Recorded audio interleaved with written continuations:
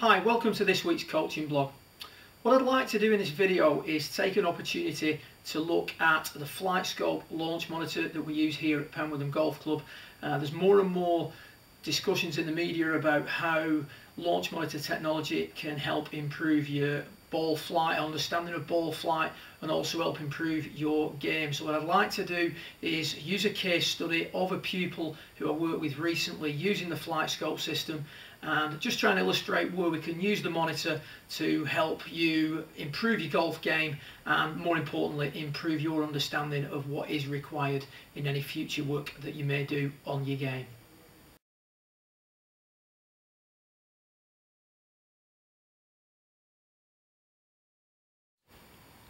The first case study I'd like to look at is Chris. Chris came for a session struggling to find distance and trajectory off the tee, let alone direction. So distance and trajectory was his main concern. And if we look at it from the start of the session to the end of the session, shot number one carried 116 yards and rolled out an extra 38 to give him 154. At the end of the session, Chris's carry was 199 and it ran out to 215. So that's a massive leap in distance from the first shot he hit, which had a total distance of 154, to the final shot he hit that was a total distance of 215. So how do we use FlightScope to help with this? Well, first thing we did was try to identify, through using video as well as FlightScope, what Chris was trying to do during his swing. Now, one of the things we noticed is when we looked at his acceleration profile, we were seeing a lot of shots where they were tailing off towards the end. So if we look at down here now, we can see as he comes into impact here, the club tends to slow down a little bit too much. What we're looking for here is more of a straight line. And as he progressed through the session, we can see from shot one, shot two was a real short one that had a real dip off into it towards the end.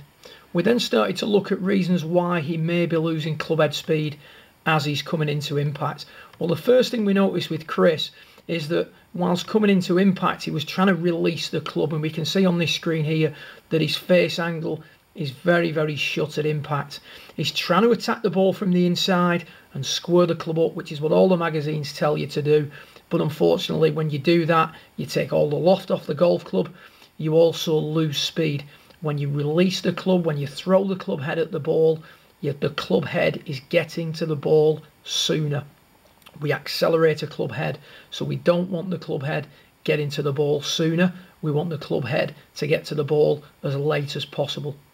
So what we worked on with Chris was just quietening his hand action down, really trying to feel like he was leading with the handle more. And you can see then as he progressed through his session, the acceleration improved towards impact. You can see that line getting higher and starting to get a little bit more uniform, a little bit straighter. That was a good shot there.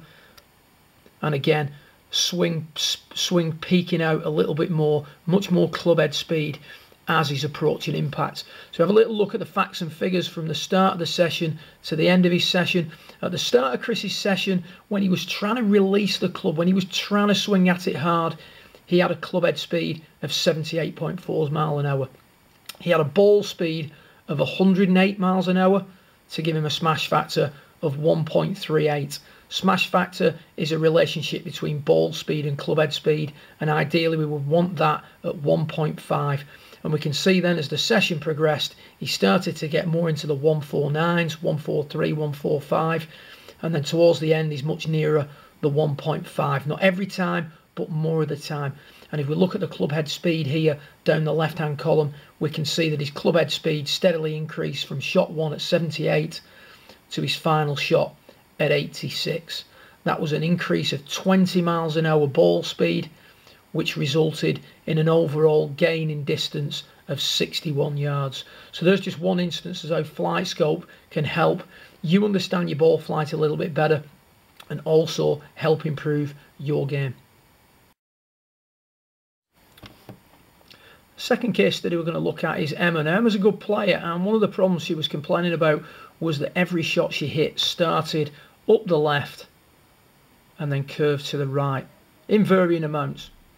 but that in turn causes a weak ball flight, and she was having a lot of difficulty trying to hit a draw shot, which is the shot ideally she would like to hit to progress her golf to the next level. So again, if we look at that shot pattern from the start of her session, which was predominantly starting to the left and then curving to the right in varying degrees. Now, one of the problems here was Emma's understanding of ball flight. So what we did was we used the FlightScope monitor to help her understand that the golf ball will start in the general direction at which the club face points. So most people's understanding is that the path of the club sends the ball, and unfortunately that isn't the case. And if that's your understanding, you're going to make the incorrect changes when you practice. You can see here that the face angle top left is 3.8 degrees to the left, and as a result the ball starts 3.8 degrees to the left. The path of the club is further to the left, so consequently the ball will then bend to the right. So we're looking at a situation where if we're going to learn to draw the golf ball properly, we need to present the club in a different position because we want the ball to start to the right. And that was the first thing we tried to do with Emma during the session. We tried her to get to work the ball to the right, and that involved getting the arms to work in a little bit more and then get away from this thought of releasing the golf club. So again, quietening the hands down. And what we see here towards the end of a session, 26 balls hit, not one starts up the left.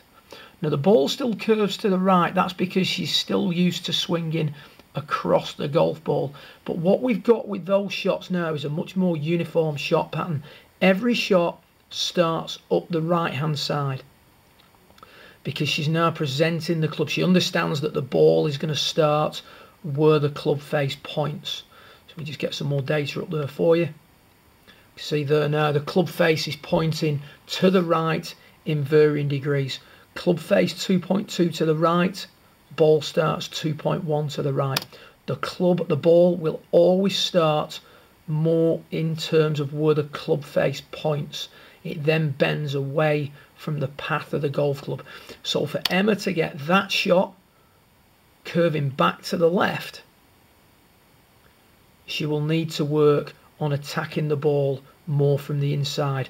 So with a face angle of 2.2 degrees to the right, she needs a path or a club strike, a swing path of 4.4 to the right to get the ball to bend back to the target line. But at least she can learn to draw the ball now because the club is coming in on the correct angle. The club face is being presented pointing slightly to the right of the target, which again is where we want that golf ball to start.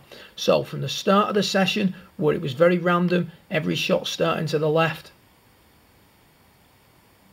to the end of the session, which is much more uniform, every ball starting up the right.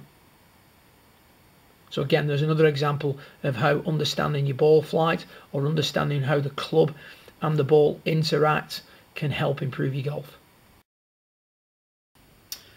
So there you have a couple of examples of how FlightScope and integrating the FlightScope monitor into your coaching can help you both improve your mechanics and also improve your understanding of what causes the ball to do what it does through the air.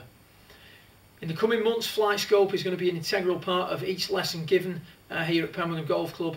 Between now and then, if you'd like to use the system or you'd like to understand more about FlightScope, feel free to call us or visit the website, which is www.hotwoodgolf.co.uk.